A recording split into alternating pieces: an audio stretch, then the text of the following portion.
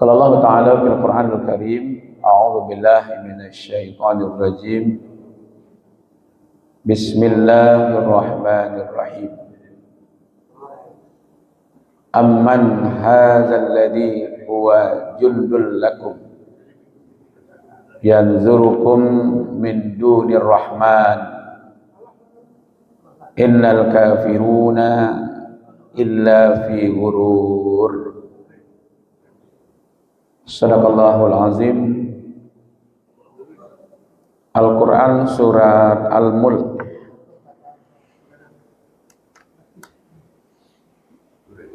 ayat yang ke-20, ayat yang ke-20. Terjemahannya,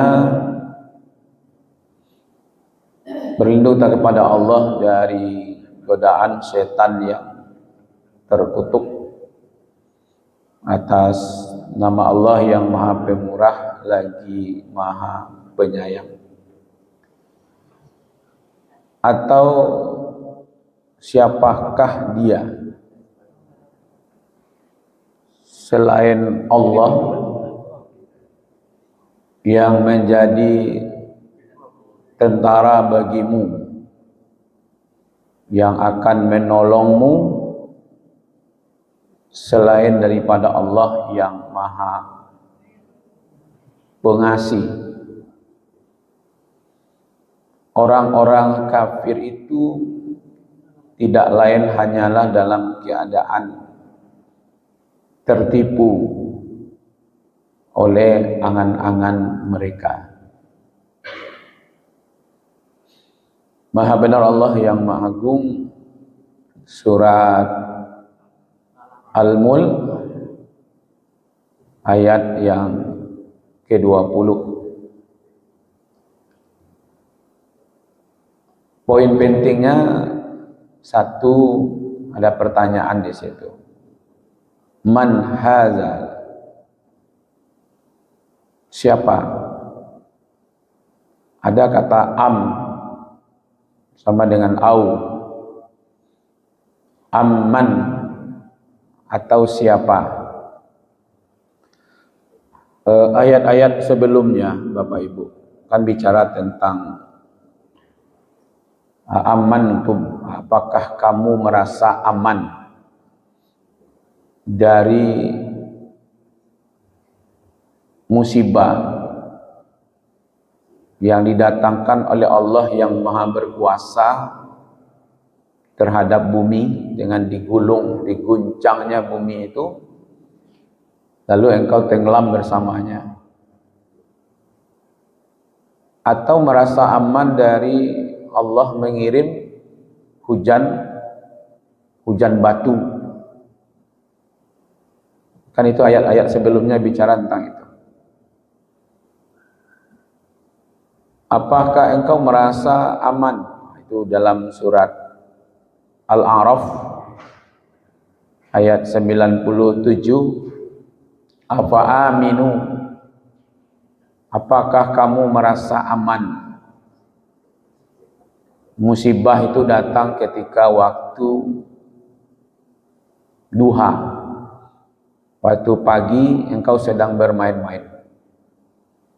Atau apakah engkau merasa aman musibah itu datangnya malam ketika engkau sedang tidur?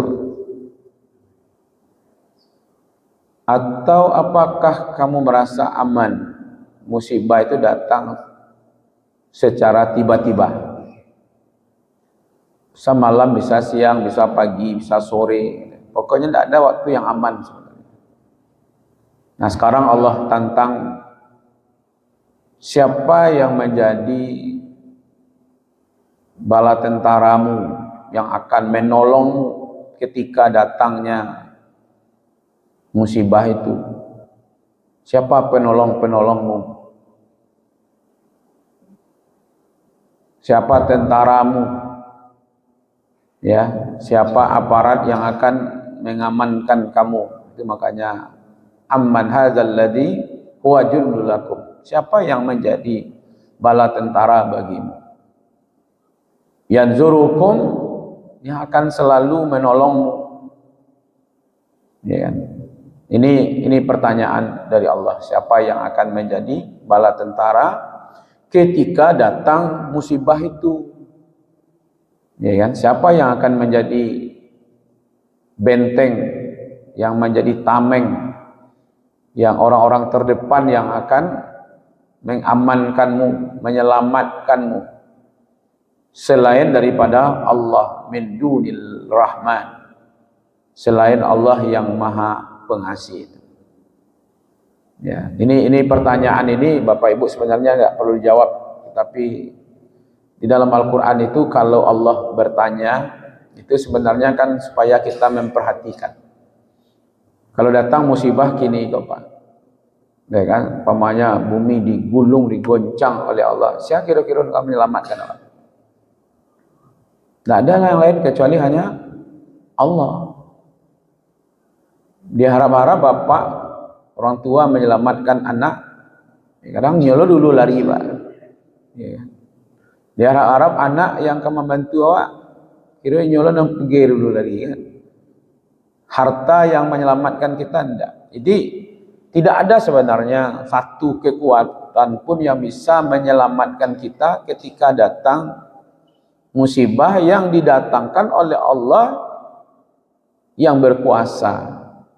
Ya kan? Tidak ada penolong kita. Ya kan? Kalau Allah berkehendak binasa, selesai Pak. Jangan pikir Allah dengan kekuatan yang hebat Allah ingin membinasakan kita, tidak. Ternyata tentara bergajah lawannya cuma burung-burung kecil kan. Namrud yang berkuasa itu ternyata hanya dengan binatang kecil saja yang masuk ke telinganya, selesai. Bukan berarti untuk melawan gajah Allah datangkan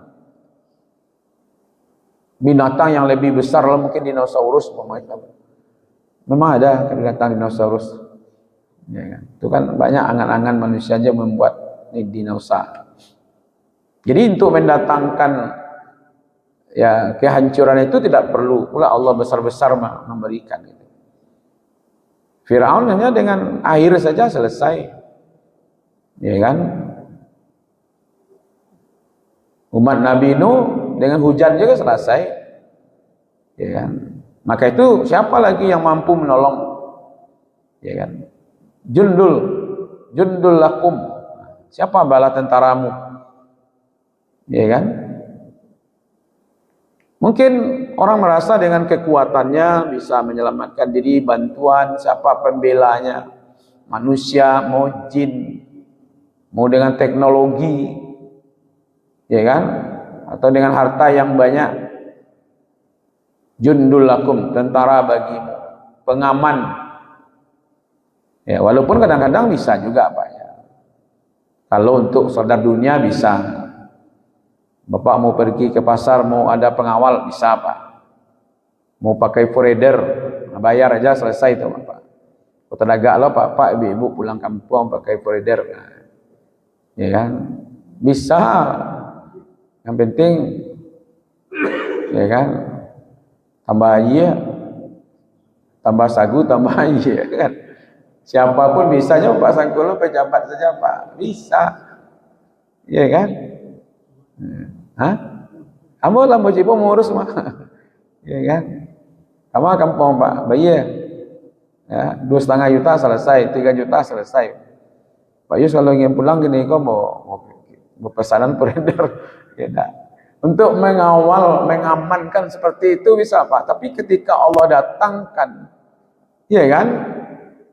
Dan musibah itu kan sekonyong-konyong saja Pak. Ada yang waktu pagi seperti di Aceh dulu kan. Ada yang waktu sore ketika di Padang. Siapa digoncang. Itu baru sebagian Pak. Baru bara skala Richter lah pakai pakaian. Kita bayang deh Bapak Ibu. Bara kira iza zulzilatil ardu zilzalaha itu berapa skala Richternya. Teknologi yang mana yang bisa menyelamatkan kita? Harta yang dikumpul-kumpul kan merasa dia aman di situ kan, ya kan? Jama'a lau wa addadah, yang dikumpul-kumpul, dihitung-hitung, kan dia merasa bisa menyelamatkan dia dengan harta itu. Ya kan? Kalau Allah datangkan. Tapi kalau Bapak ingin selamat dari ya kasus-kasus dunia, banyak orang yang selamat, Pak. Ya kalau banyak pitinya selesai, Bapak Ibu. Kecil orang Minang di Ameh, kami di piti menjadi itu. Kata orang, uang tidak berbohong. Itu ya. Yang berbohong manusianya, piti malah berbohong. Ya kan? Ini ditantang oleh Allah sebenarnya, Bapak Ibu ya. Orang-orang yang merasa hebat. Ya, siapa kira-kira? Nah, itu bahasanya kan amman hadzal ladzi huwa jundulakum. Siapa yang akan menjadi benteng bagimu? Tameng, penolongmu ketika Allah datangkan musibah-musibah yang diceritakan sebelum ini. Itu ada bumi digoncang, ada batu-batu dikirim, ya, hujan batu, badai-badai yang campur, ya kan? Kalau di Minang itu pitua tuh ya Pak, jangan pasang koyo itu. Hujan batu nagari awak, hujan ame nagari orang. Aman Pak pilih ya? Ambo biar ada hujan Pak kalau gitu. Kalaupun hujan ame Pak, tapi turunnya setengah kilo, 1 kilo gitu. Bagi gitu. Kadang-kadang itu turunnya. Nah, juga selamat di itu tuh. Ya kan? Nah, itu kan pitua saja tuh, menunjukkan bahasa sayang ke nagari awak, kan itu salah itu. Ya kan? Nah, Bapak Ibu, siapa jundul lakum itu? Ya, mungkin kekuatanmu merasa bisa enggak? Oh, dengan badan kuat, ekar.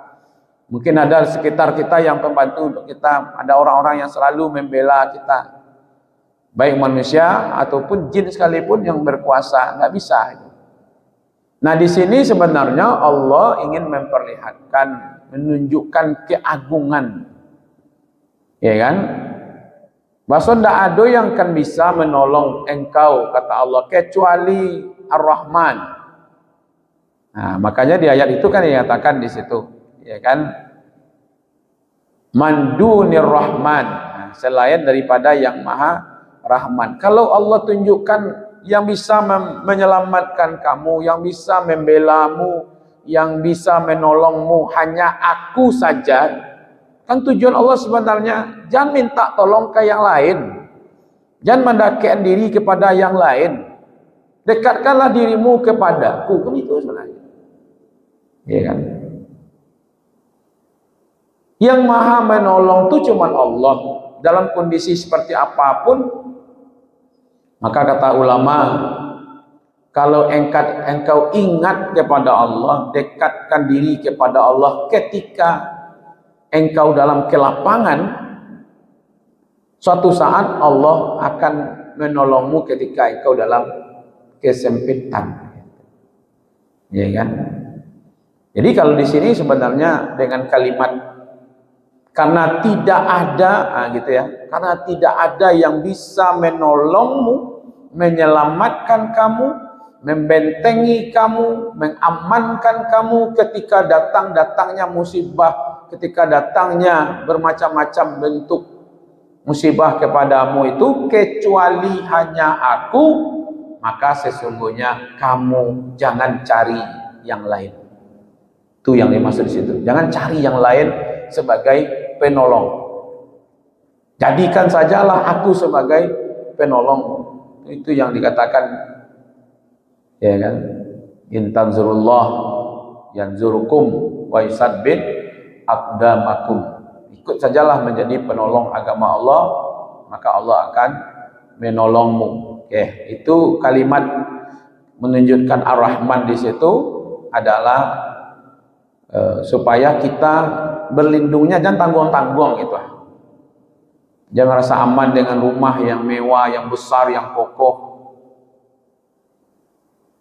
Pakai apa namanya bangunan kau? Cakar ayam. Kabar lah ke kue cakar ayam Pak. Sedangkan cakar harimau lagi tidak kue, apalagi cakar ayam. Iko pakai apa? Sumur, pakai sumur. Dua cincin. Jangankan ada apa likuifasi namanya kan. Sakomplek itu digeraan, tidak semua-semua. Iya kan? Ya, digerakkan saja oleh Allah, digeser saja tanah itu, rumah-rumah itu geser saja. Ada pernah kejadian dulu kan? Tidak ada yang aman bagi Allah sebenarnya, Pak. Ya kan? Ini dulu kan ada istilahnya nih bangunan aman gempa gitu ya. Ya kan? Memang ada bangunan aman gempa. Ya kan? Kalau goncangannya di atas 10 apa gitu. Ini shelter kalau gempa ya kan? Shelter itu digulungnya oleh Allah itu. Ya kan? Maka itu tidak ada tempat yang paling kokoh, yang paling kuat, berlindungnya kepada Allah gitu. Itu yang dimaksud. Ya kan? Min dunir rahman. Tidak ada lagi selain daripada yang Maha Pengasih. Ya kan? Kenapa disebut di situ min dunillah gitu, Pak? Kenapa tidak itu yang dipakai selain daripada Allah gitu. Kenapa menunjukkan di sini kalimatnya min dunir rahman? Kenapa rahman di sini, Pak? Allah tunjukkan bahwa Allah itu mahanya gitu. Ya kan, sudah kepada sifat dan asma'nya langsung.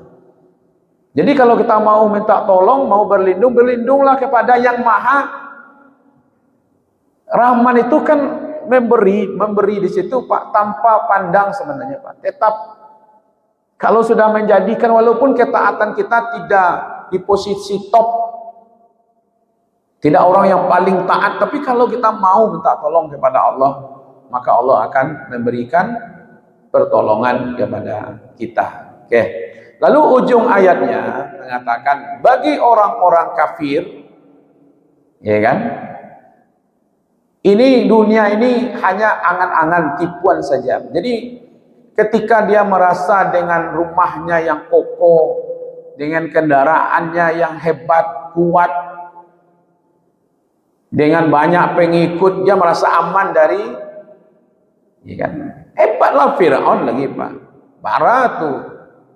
Satu-satunya yang kisah yang paling banyak cerita dalam Al-Quran itu Fir'aun dengan Nabi Musa. Hampir, Pak, hampir seluruh juz itu ada ceritanya. Dari ayat-ayat yang panjang seperti Al-Baqarah sampai ayat-ayat yang pendek bercerita tentang Musa. Ya kan? Tidak ada lagi manusia yang lebih hebat, Pak, kekuasaannya daripada Fir'aun. Ya kan? Jadi kalau ada pula yang menanding-nandingi kekuasaan Fir'aun, itu terlambat, Pak. Ya, ini kan main apa namanya? UNESCO apa? Kalau di luar itu ada UNESCO, kalau di Indonesia ada. Dan itu buat seketik acara agak kadang seketik itu dia jadikan apa? Amuri, rekor muri gitu ya. Ya kadang-kadang kan kini yang tidak patut jadi rekor menjadi rekor, Pak. Iya kan? Iya kan?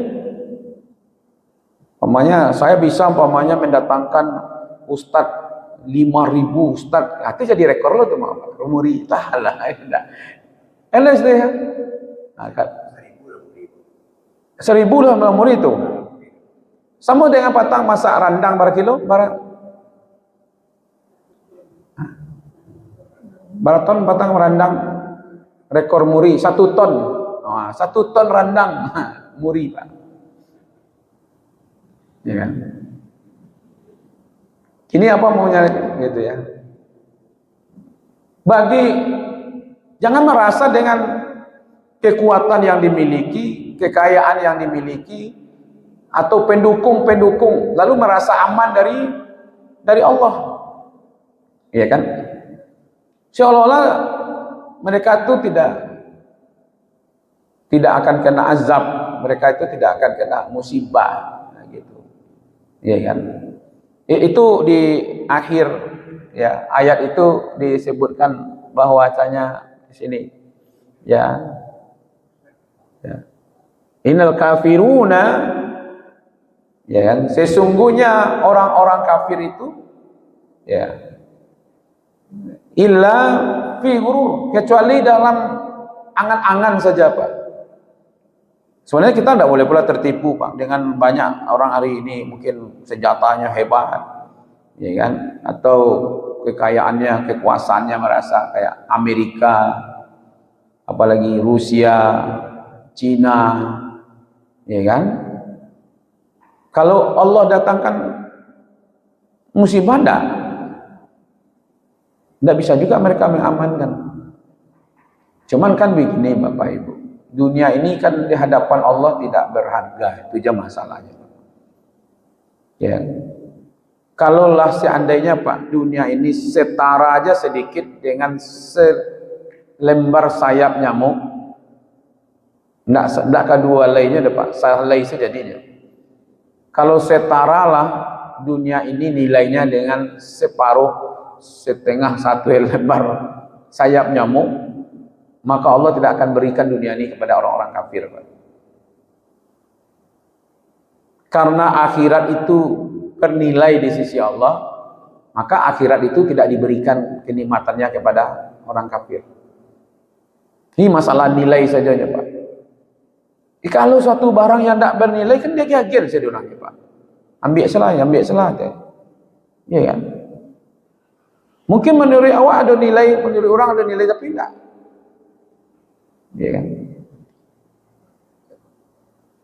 Ada di Australia itu ibu, mungkin perlu ibu bisa lakukan itu.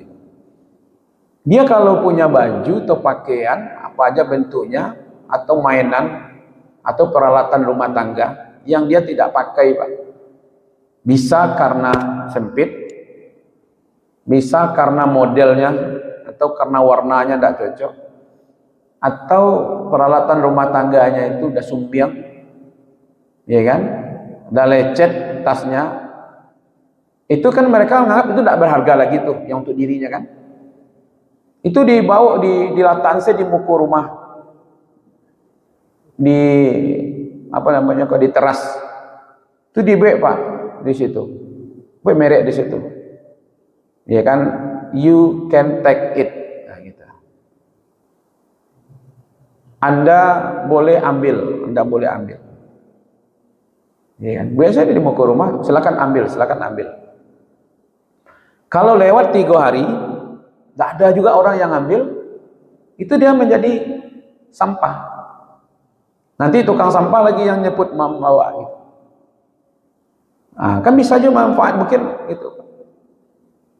Kalau dakwah kan gini, tidak ada, simpan saya dulu gitu. Kadang 10 tahun tersimpan tidak juga, Pak. Ya kan, terus terkaji saya seorang, aduh ya kok barangku lama kemana. Jadi simpan dari kan. Ada satu buku kecil ya yang diterbitkan di Prancis, ya kan, Six Steps of Setan, nah, gitu. 6 langkah setan mempengaruhi manusia. Ya Pak, di buku apa namanya itu, paket book gitu ya, paket not kecilnya bukunya, ya kan, 6 konsep setan mempengaruhi manusia. Satu diantaranya dalam buku itu disebutkan, jika engkau punya barang, benda, makanan, kalau engkau tidak bisa manfaatkan, simpan saya dulu gitu. Termasuk makanan, Pak, simpan saya dulu, so kulkas, besok para rumah, besok bisa dia makan, kiranya lah 2 hari tidak makan, akhirnya pun ujung-ujungnya sampah. Tidak ada di setan tidak akan mungkin menyelipkan. Ikut makan, engkau tidak makan, besok encak berbagi-bagi jadi tanggamu. Itu kalau ada tuh setan membisiak pada itu, Pak, tuh setan yang taubatnya tuh mah. Ya. Jadi simpan saya dulu. Kalau ada baju, pakaian apa, simpan saya dulu, simpan. Sehingga kadang-kadang di lemari itu lah betul tumpuk. Karena di kulkas tuh banyak tuh makan tuh. Kiranya sedang baru-baru itu dimakan, tidak tak makan dah, Pak. Dan itu beko sehari 2 hari, ya kan, lama leh lo makan apa, ya kan. Maka itu, ya kan. Nah, artinya dunia ini hanya mata ulurur. kesenangan yang menipu gitu. Ya kan? Maka diingatkanlah kepada orang-orang kafir itu. Ya kan? Satu pesan moralnya bagi kita nih Bapak Ibu. Jangan bergantung kepada selain Allah. Sekarang memang aman adem Pak, ya kan? Tapi ketika datang musibah tidak ada lagi yang bisa menyelamatkan. Ya kan? Yang kedua, segala bentuk kekuatan selain Allah itu tidak ada nilainya. Tidak ada Pak, seperti rapuh. Ya. Saya tadi malam pulang udah agak lambat, jam 11 Pak, tapi saya sempatkan juga. Pas pulang teringat-ingat begini Pak. Binatang-binatang yang disebut dalam Al-Quran. Nah, itu tadi malam saya mengumpulkan. Ya kan? Pokoknya Pak, cari dalam Al-Quran itu Allah menyebut binatang-binatang. Itu sudah saya kumpulkan tadi malam. Satu diantaranya adalah Al-Ankabut. Al-Ankabut itu laba-laba. Tapi jangan laba-laba seperti itu kan sebenarnya untuk Spider-Man itu Pak, salah satu kalau Bapak baca sejarahnya. Kenapa mereka membuat film seolah-olah Spider itu begitu hebat kekuasaannya? Betul enggak? Bisa menyelamatkan orang, bisa terbang ke sana, bisa ini. Itu sebenarnya propaganda mereka ingin melawan isi Al-Quran sebenarnya. Al-Quran menyebutkan orang yang mengambil pertolongan selain daripada Allah itu lemahnya seperti sarangnya laba-laba. Lalu mereka buat yang berlawanan dengan itu. Mereka buatlah film seolah-olah sarang laba-laba itu begitu hebat. Bertentangan dengan Al-Quran itu Pak. Jadi begitu caranya orang Pak memutarbalikkan fakta. Al-Quran mengatakan sarang laba-laba itu sarang yang paling rapuh. Cobalah cari sarang laba-laba Pak, samkadang apa? Ya kan, burung saja tuh rusaknya tuh Pak. Apalagi kok jawi, apalagi kok gajah Pak. Ini para bongkahan batu bisa ditahannya laba-laba. Jadi film itu sebenarnya Bapak Ibu itu menantang melawan Al-Quran. Tapi secara halus Pak. Iya. Itu tadi malam saya merenung betul Bapak Ibu. Ada satu. Nantilah satu saat saya bukakan Bapak Ibu, ada jawi di dalam Quran, ada anjing dalam Al-Quran disebut. Ya kan? Ada apa macam-macam itu banyak. Ya kan? Ada lalat, ada nyamuk. Cebong dah ada cebong dah. Ya dah. Itu salah satu tadi malam tuh teman-teman Al-Quran ngomong bahwa laba-laba itu lemah. Orang kafir membuat film seakan sarang laba-laba itu yang diambilnya itu Pak. Itu bisanya menahan. Kan bertentangan dengan informasi. Tapi caranya luar biasa. Ya kan? Nah, ini diingatkan sebenarnya Pak. Yang ketiga, orang-orang kafir itu dalam kesombongan, tapi mereka sebenarnya tertipu. Karena dia merasa selamat dengan apa yang dia miliki. Aman dia karena senjatanya hebat gitu. Padahal kalau Allah sudah datangkan, badai tidak selesai juga. Datang api patangkan selesai jadi baiknya gitu. Begitu rapuhnya sebenarnya Pak. Ya kan? Nah, maka itu kita diharapkan sebenarnya, ayo, ya kan? Berserah dirilah kepada Allah, dekatkan diri kepada Allah. Walaupun mungkin kita tidak punya kekuatan secara dunia kan, senjata, harta, pangkat, jabatan mungkin tidak. Tapi kalau dekat kepada Allah, Allah akan berikan pertolongan kepada kita. Jangan seperti orang-orang kafir yang tertipu itu. Nah, itu posisi Pak ayat 20 ini menekankan jangan jadikan selain daripada Allah sebagai harapan, sebagai tumpuan yang akan menyelamatkan kita baik di dunia terutama nanti di akhirat. Itu pesan moralnya ya kan, yang perlu kita pahami dari surat Al-Mulk ayat yang ke-20. Terima kasih Bapak Ibu atas perhatiannya. Mohon maaf atas kekurangan. Wabillahi taufiq wal hidayah. Wassalamualaikum warahmatullahi wabarakatuh.